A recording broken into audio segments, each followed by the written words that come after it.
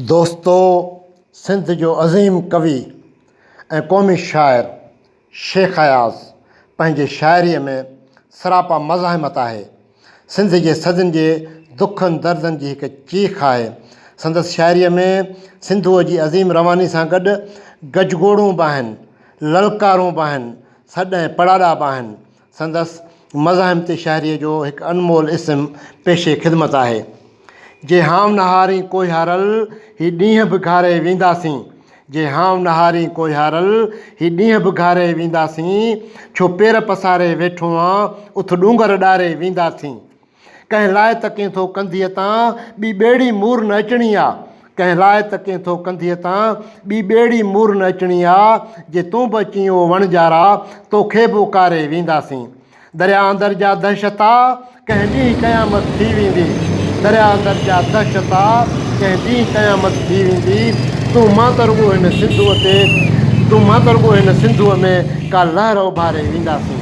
का झिरमिर झिरमिर जुगनूअ जी, का Tim Tim Tim Tim तारे जी। का झिरमिर झिरमिर जुगनूअ जी, का टिम टिम टिम टिम तारे जी। घनघोर घटा जो घेरो आहे कंहिंजे त सहारे वेंदासीं। हा, मरणो हर कंहिं माण्हूअ खे पर ईअं न मरंदासीं साथी। मरणो हर कंहिं माण्हूअ खे पर ईअं न मरंदासीं साथी।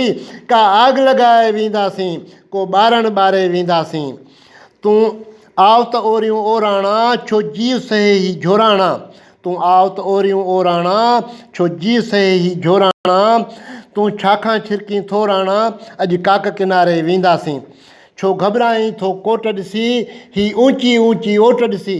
छो घबराई थो कोट ॾिसी ही ऊची ऊची ओट ॾिसी। ज़िंदान उॾारे वेंदासीं, ज़ंजीर पघारे वेंदासीं। कंहिं वक़्तु बि मूं ही ॼातो हो, तंहिं वक़्तु बि मूं ही ॼातो हो ही कारीहर सां नातो हो। तंहिं वक़्तु बि मूं ही ॼातो हो ही कारीहर सां नातो हो। जे साथी साथ सुञातो तो ही मारी मारे वेंदासीं। तूं कर जो तोखे करिणो आहे ही दौर बि नेठि गुज़रणो आहे। तूं कर जो तोखे करिणो आहे ही दौर बि नेठि गुज़रणो आहे। कंहिं वक़्तु ॾहे सर मरणो आहे बिनवास गुज़ारे वेंदासीं। जे हाम नहारी कोई हारल ही ॾींहं बि घारे वेंदासीं। छो पेर पसारे